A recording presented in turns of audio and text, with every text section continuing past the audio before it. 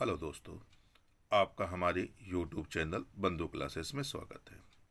आज हम दोस्तों उत्तर प्रदेश लोक सेवा आयोग की परीक्षा PCS 2023 के लिए जो बार बार क्वेश्चन आपसे रिपीट किए जाते हैं, उन क्वेश्चनों पर हम लोग आज 20 क्वेश्चन इतिहास के जो अति महत्वपूर्ण क्वेश्चन होते हैं उन पर डिस्कस करेंगे। जो इतिहास के 20 क्वेश्चन हैं उनको हम देखते हैं, देर न कर देखते हैं। पहला क्वेश्चन देखते हैं हम लोग। इंडिका नामक पुस्तक किसने लिखी थी? यानी इंडिका पुस्तक किसने लिखी थी?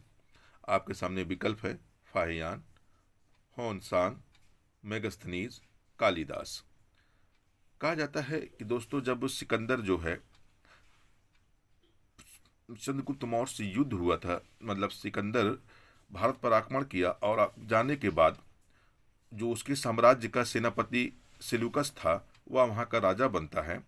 और इस समय भारत में चंद्रगुप्त मौर्य का साम्राज्य होता है और दोनों के मध्य 323 ईसा पूर्व के आसपास एक युद्ध होता है जिसमें सेल्यूकस पराजित हो जाता है और वह चंद्रगुप्त मौर्य के दरबार में अपना एक राजदूत भेजता है जिसका नाम होता है मेगस्थनीज।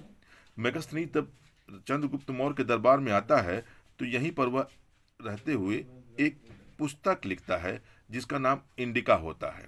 लेकिन दोस्तों जो इंडिका होती है वह है मूल रूप से नहीं प्राप्त होती है। जो बाद के आए हुए यूनानी लेखक होते हैं उनके किताबों में कुछ उदाहरण के तौर पर यह किताब मिलती है।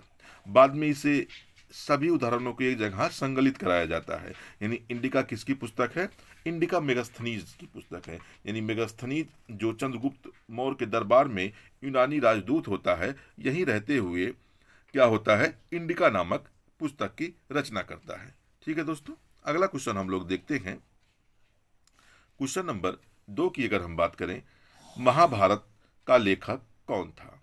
यानी भारत में अगर देखा जाए महाकाव्य 2 ही माने जाते हैं, पहला महाभारत और दूसरा रामायण।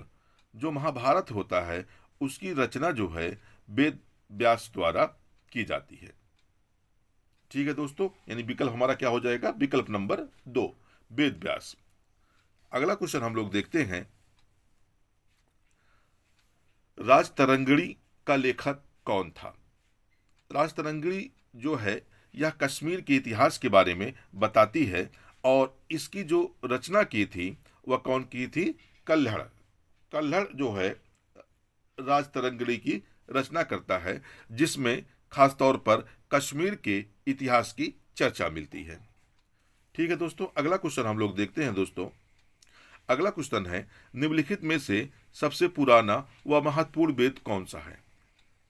ऋग्वेद, सामवेद, अथर्ववेद या यजुर्वेद?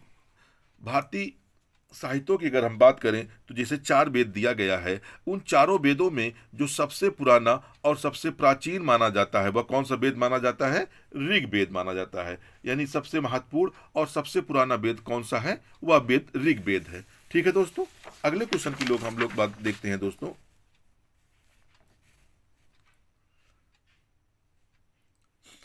इतिहास जिसे लिखता है वही इतिहास है, यह कथन किसका है? यानी इतिहास जिसे लिखता है वही इतिहास है, यह कथन किसका है? तो GR एल्टन, EH कार डिथले, GR एल्टन। देखिए दोस्तों, इसमें जो GR एल्टन है इन्होंने ही यह कथन कहा था, इतिहास जिसे लिखता है वही इतिहास है। अगला क्वेश्चन हम लोग देखते हैं। दोस्तों इतिहास वर्तमान में अतीतकालीन ज्ञान का अध्ययन है, यह परिभाषा किसकी है? लॉर्ड एक्टन, EH कार डिथले या GR एल्टन। तो ये जो इतिहास वर्तमान में अतीतकालीन ज्ञान का अध्ययन है, इस परिभाषा को लॉर्ड एक्टन ने दिया था। किसने दिया था? लॉर्ड एक्टन ने दिया था।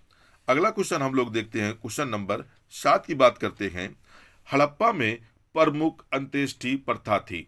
अगर हम हड़प्पा कालीन सभ्यता की बात कर लें तो हड़प्पा कालीन तीनों अवस्थाएं पाई जाती थी। यानी हड़प्पा वासी जो थे अपने शवों को दफनाते भी थे, जलाते भी थे और आंशिक समाधान भी करते थे। आंशिक समाधान का मतलब होता था, पहले वो अपने शवों को खुले मैदान में रख दिया करते थे, जिससे पक्षी और पशु उसे खाने के बाद जो अस्थियां बचती थीं, उस अस्थियों को क्या होता था, वो दफना देते थे। लेकिन इसमें क्वेश्चन में आपसे पूछ रहा है हड़प्पा स्थल की।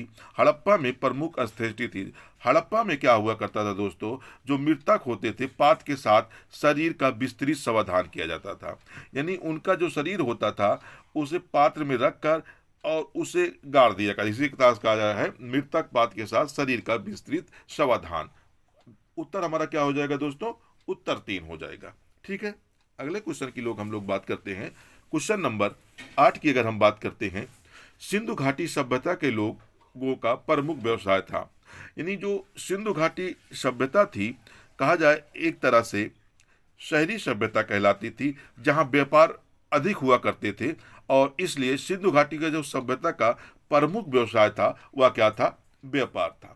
यानी सिंधु घाटी की सभ्यता के अनेक उदाहरण मिलते हैं जो सिंधु घाटी सभ्यता एक दूसरे से व्यापार करते थे, यहाँ तक का विदेशों के भी व्यापार करने के प्रमाण मिलते हैं। ठीक है दोस्तों, तो हमारा उत्तर क्या हो जाएगा, व्यापार। यानी इनका मुख्य व्यवसाय क्या था, व्यापार करना था। अगले क्वेश्चन की तरफ हम लोग बढ़ते हैं। अगला क्वेश्चन देखते हैं, क्वेश्चन नंबर 9। सिंधु सभ्यता की प्रमुख विशेषता थी धार्मिक स्थिति, आर्थिक स्थिति, ग्रामीण स्थिति या नगर योजना या वास्तुकला।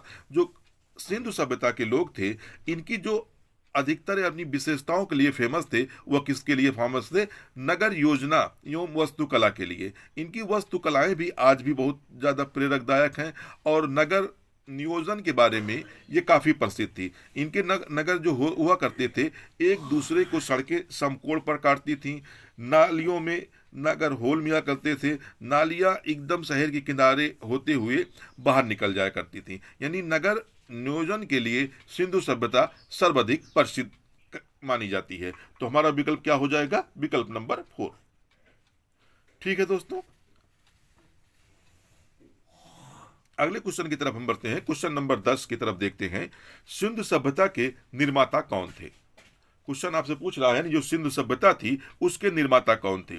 कहा जाता है दोस्तों, जो सिंधु सभ्यता थी इसके निर्माता के बारे में जो अलग अलग इतिहासकार हुए हैं, अलग अलग बात कहे हैं, लेकिन अभी तक किसी एक पर राय नहीं बनी है। लेकिन अगर सर्वप्रमुख माना जाता है, जो दड़बिड़ जाति थी के लोग थे, यानी जो दड़बिड़ जाति के लोग थे, कहा जाता है कुछ इतिहासकारों द्वारा इन्हीं के द्वारा सिंधु सभ्यता की नींव रखी गई और यही सिंधु सभ्यता के मूल निवासी माने जाते थे। यानी जो दड़बिड़ जाति थे, मुख्यतः अधिकांश इतिहासकारों का यही मानना है दोस्तों, क्योंकि दड़बिड़ जाति के लोग जो है सिंधु सभ्यता के निर्माता थे। लेकिन कुछ इतिहासकार सिंधु सभ्यता के निर्माता को विदेशी के रूप में देखते हैं, तो कुछ इतिहासकार सिंधु सभ्यता के निर्माता को स्वदेशी रूप में देखते हैं, और इन्हीं स्वदेशी रूप में जो दड़बिड़ जात हुआ करती है दक्षिण भारत की, उन्हीं को सिंधु सभ्यता का निर्माता माना जाता है। ठीक है दोस्तों, अगले क्वेश्चन की तरफ हम लोग बढ़ते हैं। क्वेश्चन नंबर 11 देखते हैं, सिंधु घाटी सभ्यता में सर्वप्रथम उत्खनन हड़प्पा में कब हुआ था।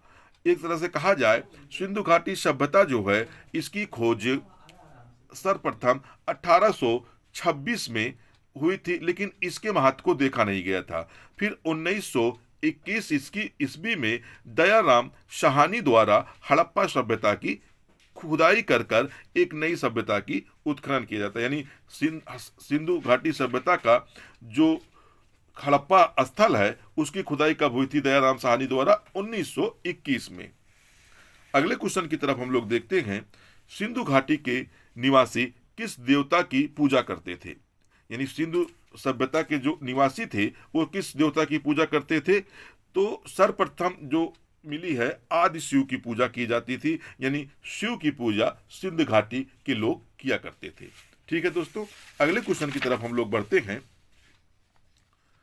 क्वेश्चन नंबर 13 की बात कर ले। क्वेश्चन नंबर 13 कहता है मोहनजोदड़ो का अर्थ है। यानी पूछ रहा है जो सिंधु सभ्यता का एक महत्वपूर्ण स्थल होता है मोहनजोदड़ो, इसका अर्थ आपसे जानना चाह रहा है। भूतों का टीला, कृष्ण का महल, मुर्दों का टीला, प्राचीन महल का नाम। जो मोहनजोदड़ो था, इसका मतलब होता है मृतकों का टीला, या हम कह ले मुर्दों का टीला। ठीक है दोस्तों। फिर आपसे ही क्वेश्चन पूछ रहा है, हड़प्पा के बारे में सर्वप्रथम सूचना कब मिली थी? तो हड़प्पा के बारे में जब 1921 में दयाराम साहनी ने इसका उत्खनन करवाया था, तो उसी समय हड़प्पा के बारे में जानकारी प्राप्त होती है। यानी हमारा विकल्प हो जाएगा विकल्प नंबर 4, 1921 में। अगले क्वेश्चन की तरफ हम लोग बढ़ते हैं दोस्तों। अगला क्वेश्चन देखते हैं, सिंधु घाटी सभ्यता में सबसे अधिक महत्व किस पशु का था? यानी सिंधु घाटी सभ्यता में जो सर्वाधिक महत्व दिया जाता था वह किस पशु को दिया जाता था? गाय को, बैल को, भैंसा को, घोड़ा को। कहा जाता है दोस्तों, गाय का जो उल्लेख है वह सिंधु घाटी सभ्यता में नहीं मिलता है। घोड़े के जो तो वैसे तो नहीं मिलता, लेकिन कहीं कहीं किसी किसी स्थल पे घोड़े का अवशेष मिलता है। यानी जो सिंधु घाटी में सबसे अधिक महत्वपूर्ण वाला पशु था वह तो कौन था? एक सींगी वाला बैल।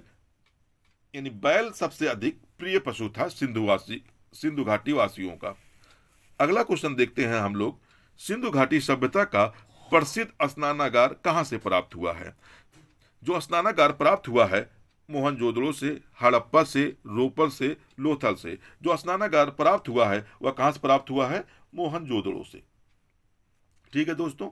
अगला क्वेश्चन हम लोग देखते हैं, क्वेश्चन नंबर 17 की बात कर लेते हैं हम लोग। क्वेश्चन नंबर 17 कहता है, सिंधु घाटी के लोग किस धातु का अधिक उपयोग करते थे? अगर ये भी हम पूछ ले, सिंधु घाटी सभ्यता के लोग सर्वप्रथम किस धातु की खोज की थी, तो वह किस धातु की खोज की थी? तांबा की। और इसीलिए इसे ताम्रयुगीन सभ्यता भी कहा जाता है। अगला क्वेश्चन हम देख लेते हैं, सिंधु घाटी सभ्यता का बंदरगाह नगर कौन सा है? तो सिंधु घाटी सभ्यता का आपके सामने विकल्प है मोहनजोदड़ो, लोथड़, हड़प्पा, धौलावीरा।